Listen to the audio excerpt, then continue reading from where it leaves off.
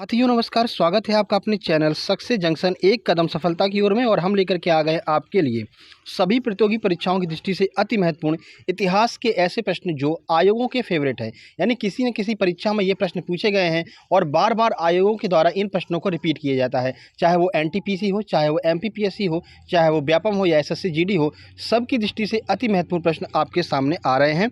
तो आइए शुरुआत करते हैं। 20 प्रश्न आपके सामने आने वाले हैं और आपको वीडियो के अंत में कमेंट बॉक्स में कमेंट करके ये भी बताना है कि 20 में से कितने प्रश्न आपके सही निकले हैं। ठीक है, चलिए शुरुआत करते हैं। आइए देखते हैं पहला प्रश्न।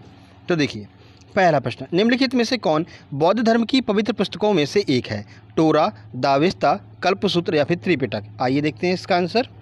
सही आंसर है डी, यानी जो त्रिपिटक है वो बौद्ध धर्म की पवित्र पुस्तकों में से एक है। चलिए त्रिपिटक के बारे में आपको जानकारी देते हैं। तो देखिए त्रिपिटक बौद्ध धर्म ग्रंथ का एक पारंपरिक शब्द है। ये 3 प्रकार के होते हैं। ठीक है, तो त्रिपिटक का अर्थ ही है 3 प्रकार की पुस्तकें। पहला है विनय पिटक। विनय पिटक में क्या बताया गया है? तो भिक्षुओं के लिए जो नियम हैं वो विनय पिटक में बताए गए हैं। दूसरा है सूत्र पिटक। सूत्र पिटक में क्या है?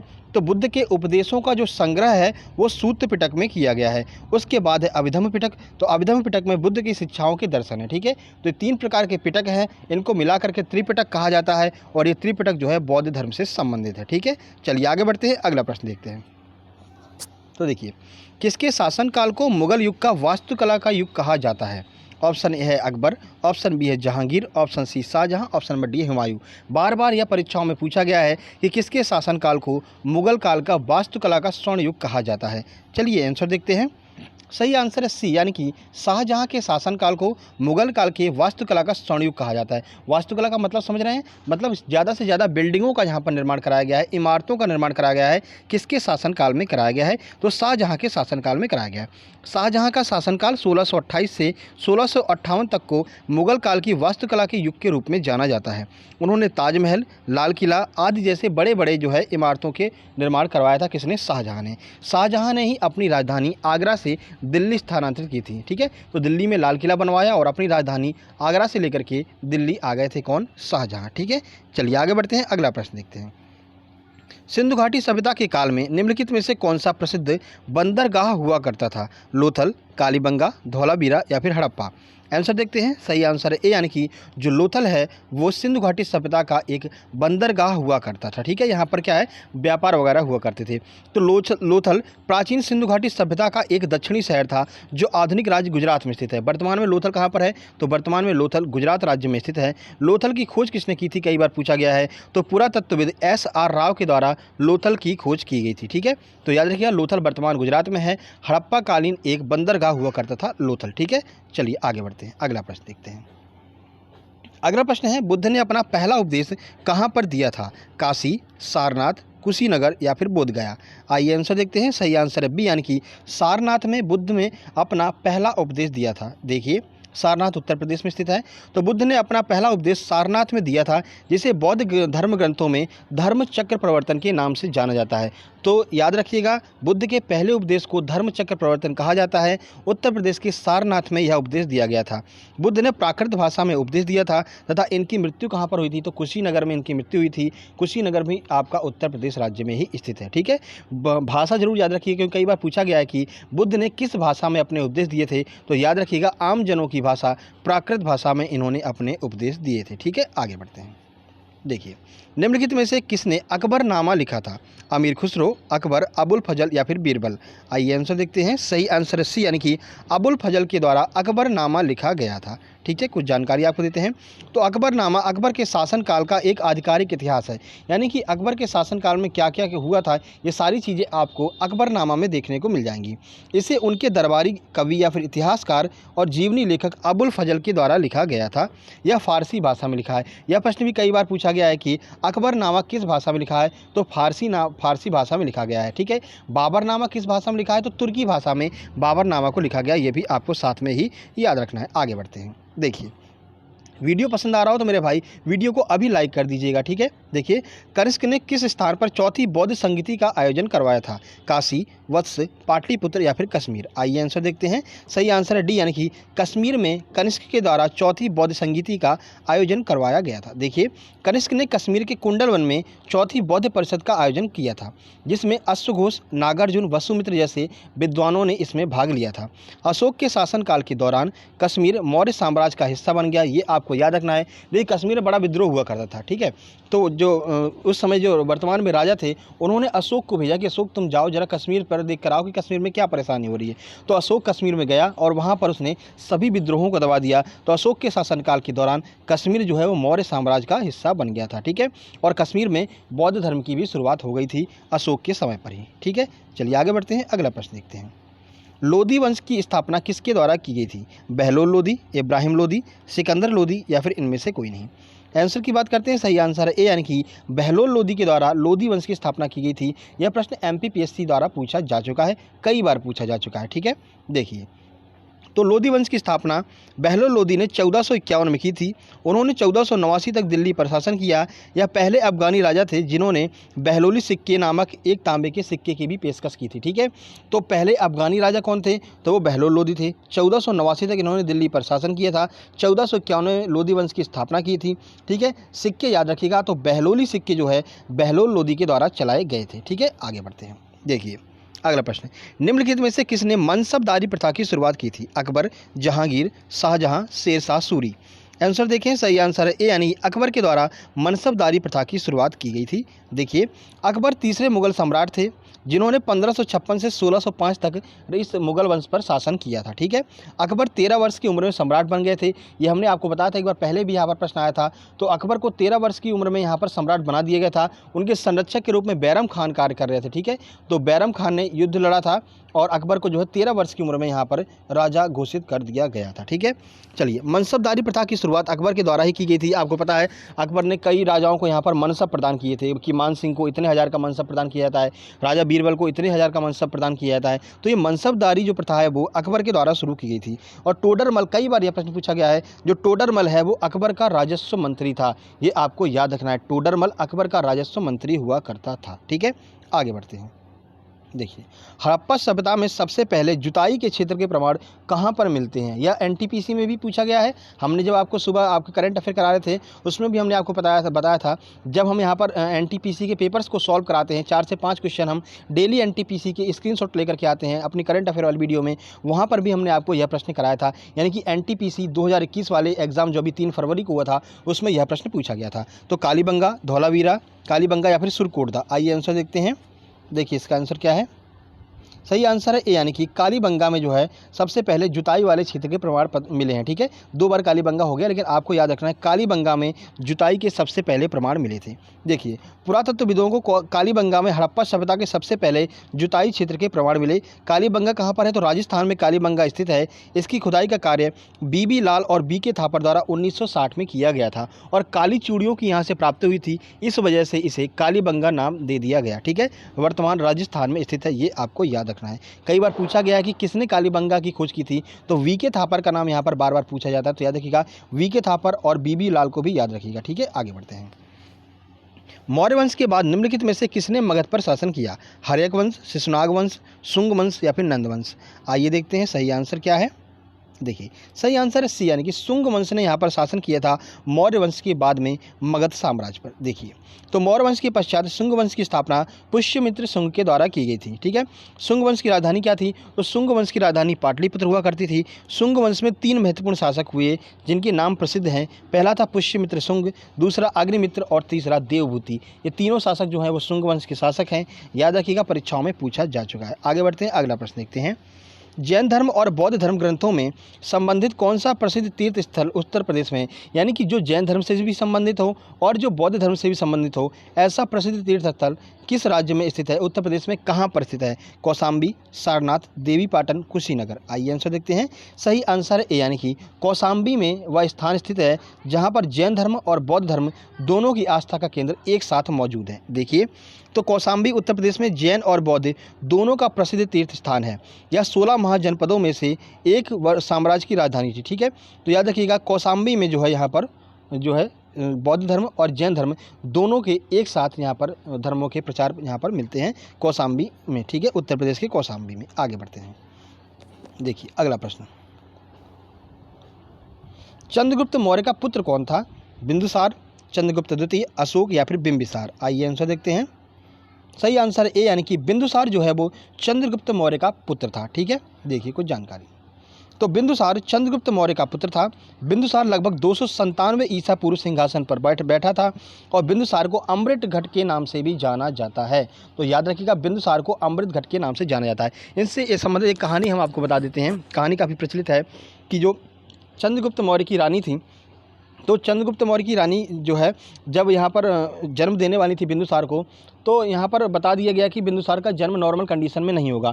तो ऐसे में क्या हुआ, तो ऐसे में चंद्रगुप्त मौर्य की पत्नी के उसमें पेट में जो है छोटा सा बिंदु करके फिर उसमें से बिंदुसार को निकाला गया था, यानी एक तरह से ऑपरेशन किया गया था।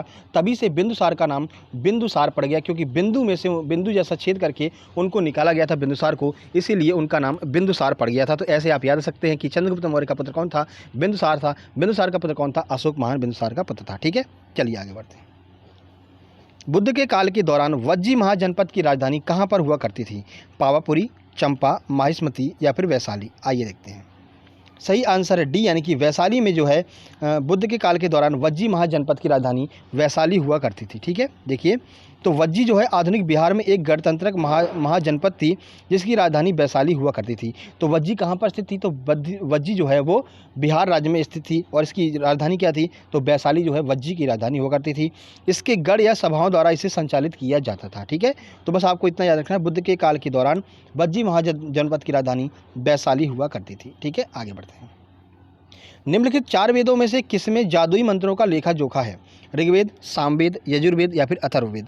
आइए आंसर देखते हैं। सही आंसर है डी यानी कि अथर्ववेद में जो है जादुई मंत्रों का लेखा जोखा बताया गया है और इसी वजह से इसे वेद त्रयी में नहीं रखा जाता है। याद रखिएगा कई बार प्रश्न परीक्षाओं में पूछा गया है कि इनमें से कौन सा वेद वेद त्रयी का हिस्सा नहीं है। तो याद रखिए जो अथर्ववेद है वो वेद त्रयी का हिस्सा नहीं है। तो वेद त्रयी में कौन कौन से वेद आते हैं? ऋग्वेद, सामवेद, यजुर्वेद, ये तीनों वेद मिलकर के वेद त्रयी कहलाते हैं। ठीक है, देखिए वेद 4 प्रकार के होते हैं, ऋग्वेद, यजुर्वेद, सामवेद और अथर्ववेद। ये तो आपको पता है 4 प्रकार के वेद हमारे भारत में पाए जाते हैं।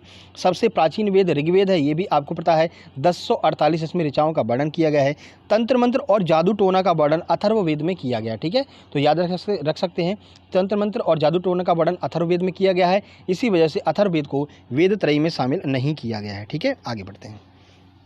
कंथक किसका नाम था? यह प्रश्न भी एनटीपीसी में पूछा गया है। बुद्ध के सारथी का नाम था, बुद्ध के अश्व का नाम था, एक ऋषि का नाम था या फिर बुद्ध के प्रथम शिष्य का नाम था? आंसर की बात करें सही आंसर है बी यानी कि बुद्ध के अश्व का नाम जो है वो कंथक था, यानी बुद्ध के घोड़े का नाम कंथक था। देखिए कंथक गौतम बुद्ध का शाही अश्व था, यह राजकुमार का पसंदीदा अश्व था, यानी कि बुद्ध को बहुत पसंद था यह घोड़ा जिसका नाम था कंथक। यह राजा शुद्धोधन के दरबार में सबसे सक्षम घोड़ा था। तो राजा शुद्धोधन के पुत्र थे कौन? जो है सिद्धार्थ, जिन्हें बाद में जो है बुद्ध के नाम से प्रसिद्ध हुए थे। तो जो सबसे सक्षम घोड़ा था शुद्धोधन के दरबार में वो कंथक था और वो सबसे प्रिय घोड़ा था किसका? भगवान महावीर बुद्ध का। ठीक है, आगे बढ़ते हैं। अशोक ने किस वर्ष कलिंग पर आक्रमण किया था? 360 ईसा पूर्व, 265 ईसा पूर्व, 261 ईसा पूर्व, 298 ईसा पूर्व? इससे भी संबंधित एक कहानी है, वो भी हम आपको बताएंगे। सही आंसर है सी यानी कि 261 ईसा पूर्व अशोक ने कलिंग पर आक्रमण किया था। देखिए अशोक मौर्य वंश का एक भारतीय सम्राट था, आपको पता ही है। अशोक ने 261 ईसा पूर्व कलिंग पर आक्रमण किया था। अशोक को देवनाम प्रियदर्शी के नाम से वेदों में जाना जाता है, यानी कि जो धर्म ग्रंथ है उसमें जो है अशोक को देवनाम प्रियदर्शी के नाम से जाना जाता है। चलिए कहानी आपको बता देते हैं कि आखिर अशोक ने कलिंग पर आक्रमण क्यों किया था। देखिए अशोक को एक बार जो है यहाँ पर प्रेम हो गया था कलिंग की राजकुमारी से। ठीक है, फिर अशोक ने जाकर के वहाँ पर राजा से बात किया कि ऐसे ऐसे जो है हमें आपकी राजकुमारी से प्रेम हो गया है, आप हमारा विवाह करवा दीजिए। तो वहाँ के जो राजा थे उन्होंने ये कहा कि हम कलिंग के बाहर के किसी भी जो है नागरिक से जो है अपनी पुत्री का विवाह नहीं करेंगे। ठीक है, तो अशोक ने कहा कि ऐसा तो मतलब नहीं होता है, ऐसे कौन सी आपकी प्रतिज्ञा है? तो उन्होंने कहा नहीं, हमारी ये प्रतिज्ञा है कि हम कलिंग के बाहर के किसी भी राजकुमार से जो है या फिर किसी भी व्यक्ति से शादी नहीं करेंगे अपनी राजकुमारी की। इस बात से अशोक बहुत बहुत ज़्यादा आहत हुए। अशोक वापस आए। अशोक ने कहा हम कलिंग के नागरिक बनेंगे, यानी हम कलिंग के राजा बनेंगे, उसके बाद हम शादी करेंगे कलिंग की राजकुमारी से। तो फिर अशोक ने क्या है, कलिंग पर आक्रमण कर दिया। मगर अशोक को ये नहीं पता था कि कलिंग में जो है वहाँ की राजकुमारी और स्त्री पुरुष सब लोग यहाँ पर लड़ाई करते हैं, सब लोग युद्ध करते हैं। तो जैसे ही अशोक जो है मार काट मचाता हुआ आगे बढ़ता चला जा रहा था, जैसे ही यहाँ पर महल के आगे पहुँचा तो महल के आगे एक स्त्री उससे लड़ाई कर रही थी अशोक से। तो उस स्त्री का जो है नकाब बांधे हुई थी और ऊपर जो है अपना पूरा मतलब कि जैसे तैयार होकर के आते हैं युद्ध करने के लिए, तो वो युद्ध करने के लिए आई हुई थी। अशोक ने क्या किया, अशोक ने तलवार चला दी उसकी धड़ पर और उसका धड़ जो है मतलब कि उसका सिर जो है वो धड़ से अलग हो गया। और जैसे ही सिर नीचे गिरा तो वो जो मुकुट था मतलब कि जो नकाब वगैरह पहने हुई थी वो लड़की, वो नकाब हट गया और अशोक ने देखा कि ये वही राजकुमारी थी जिसके लिए अशोक युद्ध कर रहा था, जिसके लिए अशोक कलिंग जीतना चाहता था, जिससे अशोक प्रेम करता था या फिर जिससे अशोक शादी करना चाहता था। और इस बात को देखते ही वहीं पर अशोक का मोह भंग हो गया और वहीं पर अशोक ने यह प्रण कर लिया कि अब हमें प्रायश्चित करना है, ये मार काट छोड़ करके। फिर अशोक ने यहाँ पर बौद्ध धर्म को अपना लिया था। बाद में अपनी पुत्र और पुत्री को यहाँ पर श्रीलंका भी भेजा था अशोक ने, ठीक है। तो ये सारी बात की बातें हैं। तो ये कहानी थी, इससे आप याद रख सकते हैं कि अशोक ने आखिर आक्रमण क्यों किया था कलिंग पर, और जिसके लिए आक्रमण किया था अशोक ने उसी को अपनी ही तलवार से गलती से मौत के घाट उतार दिया था, ठीक है। चलिए आगे बढ़ते हैं।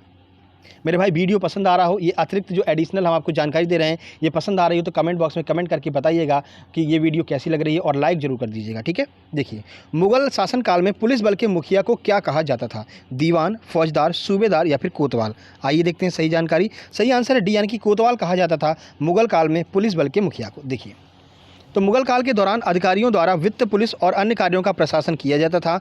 कोतवाल को कानून व्यवस्था संभालने की जिम्मेदारी दी गई थी, ठीक। तो याद रखिएगा, पुलिस बल के प्रमुख को कोतवाल कहा जाता था। भारतीय इतिहासकारों ने इसमें से किस आंदोलन को स्वतंत्रता का पहला युद्ध कहा है? 1857 का विद्रोह, 1922 का चौरा चौरी कांड, 1927 का साइमन कमीशन या फिर इनमें से कोई नहीं? आंसर देख लेते हैं। सही आंसर ए, यानी कि 1857 के विद्रोह को यहाँ पर इतिहासकारों ने जो है स्वतंत्रता का पहला युद्ध कहा है, ठीक है।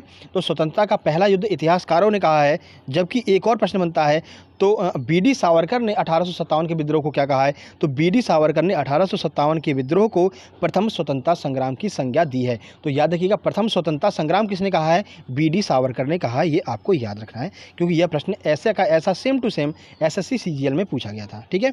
हर्षवर्धन के दरबारी कवि कौन थे?